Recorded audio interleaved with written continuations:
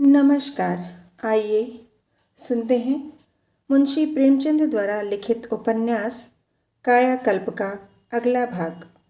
दोस्तों, अगर आपको मेरे चैनल के कंटेंट पसंद आते हैं तो मेरा आपसे विनम्र अनुरोध है कि मेरे चैनल को सब्सक्राइब करें, लाइक करें, साथ ही शेयर भी करें।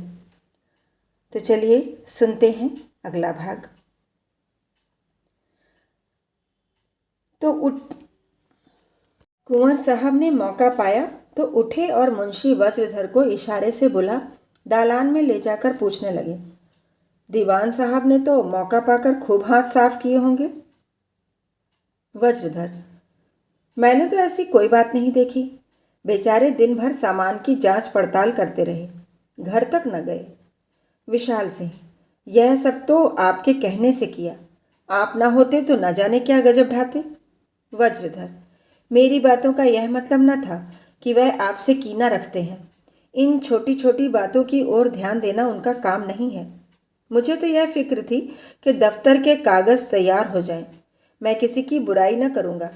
दीवान साहब को आपसे अदावत थी, यह मैं जानता हूँ।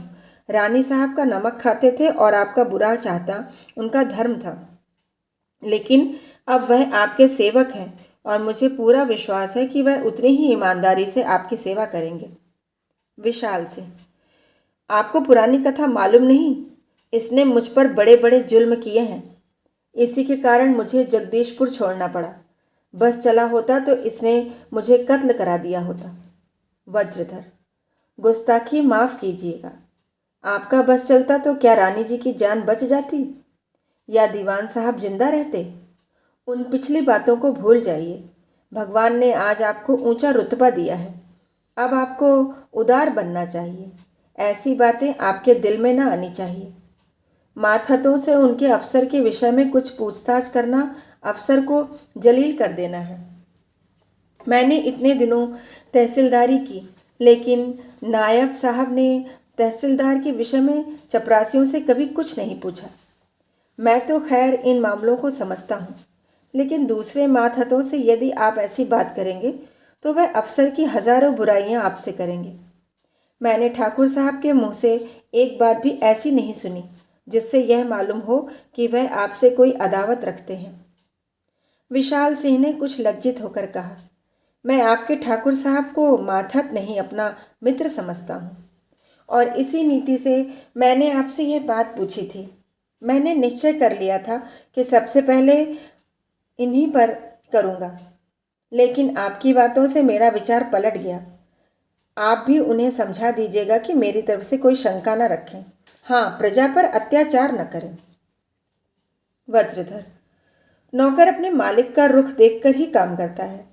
रानी जी को हमेशा रुपए की तंगी रहती थी। 10 लाख की आमदनी भी उनके लिए काफ़ी न होती थी। ऐसी हालत में ठाकुर साहब को मजबूर होकर प्रजा पर सख्ती करनी पड़ती थी। वह कभी आमदनी और खर्च का हिसाब न देखती थी। जिस वक्त जितने रुपए की उन्हें ज़रूरत पड़ती थी, ठाकुर साहब को देने पड़ते थे।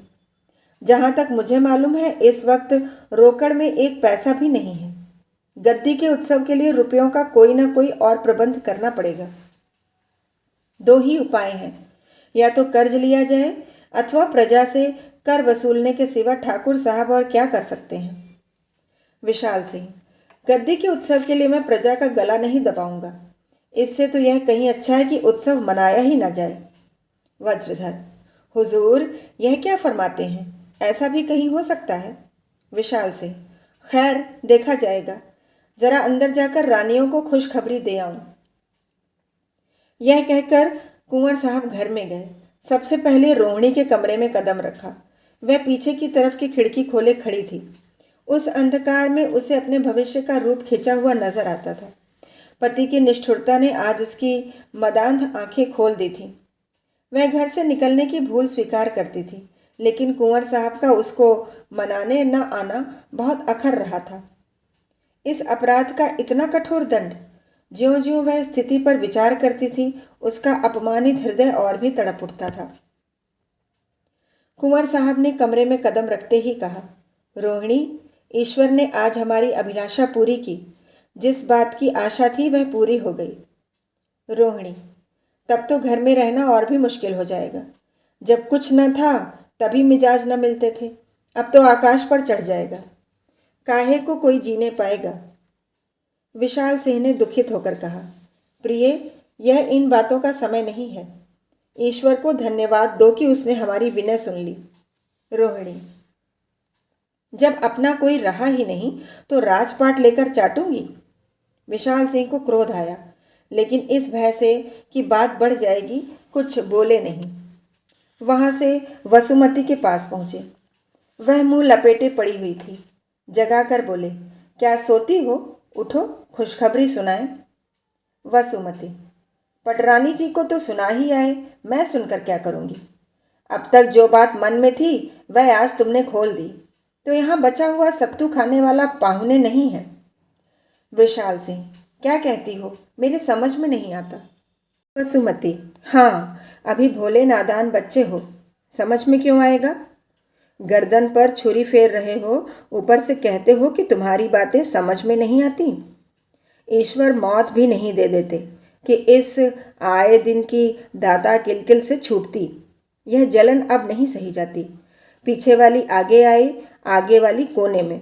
मैं यहाँ से बाहर पाँव निकालती तो सिर काट लेते, नहीं तो कैसी खुशामदी कर रहे हो। किसी के हाथों में भी जस नहीं, किसी की लातों में भी जस है। विशाल सिंह दुखी होकर बोले, यह बात नहीं है वसुमती, तुम जानबूझकर नादान बनती हो। मैं इधर ही आ रहा था, ईश्वर से कहता हूँ उसका कमरा अंधेरा देखकर चला गया। देखूं क्या बात है। वसुमती, मुझसे बातें न बनाओ, समझ गए। तुम्हें तो ईश्वर ने नाहक मूछें दी। औरत होते तो किसी भले आदमी का घर बसता। जांघ तले की स्त्री सामने से निकल गई और तुम टुकुर टुकुर ताकते रहे। मैं कहती हूँ आखिर तुम्हें यह क्या हो गया। उसने कुछ कर करा तो नहीं दिया, जैसे काया ही पलट हो गई। जो एक औरत को काबू में नहीं रख सकता वह रियासत का भार क्या संभालेगा। यह कहकर उठी और झल्लाई हुई छत पर चली गई। विशाल सिंह कुछ देर उदास खड़े रहे, तब रामप्रिया के कमरे में प्रवेश किया। वह चिराग के सामने बैठी कुछ लिख रही थी। पति की आहट पाकर सिर ऊपर उठाया तो आंखों में आंसू भरे हुए हैं। विशाल सिंह ने चौंक कर पूछा, क्या बात है प्रिय, रो क्यों रही हो? मैं तुम्हें एक खुशखबरी सुनाने आया हूँ। रामप्रिया ने आंसू पोंछते हुए कहा, सुन चुकी हूँ, मगर आपसे इसे खुशखबरी कहते हैं। मेरी प्यारी बहन सदा के लिए संसार से चली गई। क्या यह खुशखबरी है? अब तक और कुछ नहीं था तो उसकी कुशल क्षेम का समाचार तो मिलता रहता था। अब क्या मालूम होगा कि उस पर क्या बीत रही है। दुखिया ने संसार का कुछ सुख न देखा, उसका तो जन्म ही व्यर्थ हुआ। रोते ही रोते उम्र बीत गई। यह कहकर रामप्रिया फिर सिसक सिसक कर रोने लगी। विशाल सिंह, उन्होंने पत्र में तो लिखा है कि मेरा मन संसार से विरक्त हो गया है। रामप्रिया, इसको विरक्त होना नहीं कहते, यह तो जिंदगी से घबराकर भाग जाना है। जब आदमी को कोई आशा नहीं रहती तो वह मर जाना चाहता है। यह विराग नहीं है, विराग ज्ञान से होता है, और उस दशा में किसी को घर से निकल भागने की ज़रूरत नहीं होती। जिसे फूलों की सेज पर भी नींद नहीं आती थी, वह पत्थरों की चट्टानों पर कैसे सोएगी। बहन से बड़ी भूल हुई। क्या अंत समय ठोकरे खाना ही उसके कर्म में लिखा था? यह कहकर वह फिर सिसकने लगी। विशाल सिंह को उसका रोना बुरा मालूम हुआ। बाहर आकर महफिल में बैठ गए। मेड़ू खां सितार बजा रहे थे। सारी महफिल तन्मय हो रही थी। जो लोग फजूल का गाना न सुन सके थे वे भी इस वक्त सिर घुमाते और झूमते नजर आते थे। ऐसा मालूम होता था मानो सुधा का अनंत प्रवाह स्वर्ग ही सुनहरी शिलाओं से गले मिल मिलकर नन्ही नन्ही फुहारों से किलोले कर रहा हो। सितार के तारों से स्वर्गीय तितलियों की कतारें सी निकल निकल कर समस्त वायुमंडल में अपने झीने परों से नाच रही थी। उसका आनंद उठाने के लिए लोगों के हृदय कानों के पास आ बैठे थे, किंतु इस आनंद और सुधा के अनंत प्रवाह में एक प्राणी हृदय की ताप से विकल हो रहा था। वह राजा विशाल सिंह थे।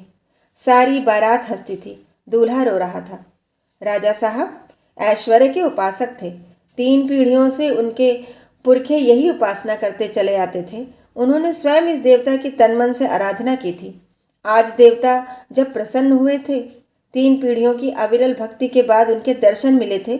इस समय घर के सभी प्राणियों को पवित्र हृदय से उनकी वंदना करनी चाहिए थी। सबको दौड़ दौड़ कर उनके चरणों को धोना और उनकी आरती करनी चाहिए थी। इस समय ईर्ष्या, द्वेष और क्षोभ को हृदय में पालना उस देवता के प्रति घोर अभक्ति थी। राजा साहब को महिलाओं पर दया न आती, क्रोध आता था। सोच रहे थे, जब अभी से ईर्ष्या के मारे इनका यह हाल है तो आगे क्या होगा। तब तो आए दिन तलवारें चलेंगी। इनकी सज़ा यह है कि इन्हें इसी जगह छोड़ दूं। लड़ें जितना लड़ने का बूता हो, रोएं जितनी रोने की शक्ति हो। जो रोने के लिए बनाया गया हो उसे हंसाने की चेष्टा करना व्यर्थ है। इन्हें राजभवन ले जाकर गले का हार क्यों बनाऊं? उस सुख को जिसका मेरे जीवन के साथ ही अंत हो जाना है, इन क्रूर घृणाओं से क्यों नष्ट करूं? धन्यवाद। आज यहीं तक। कल फिर मिलेंगे अगले भाग के साथ।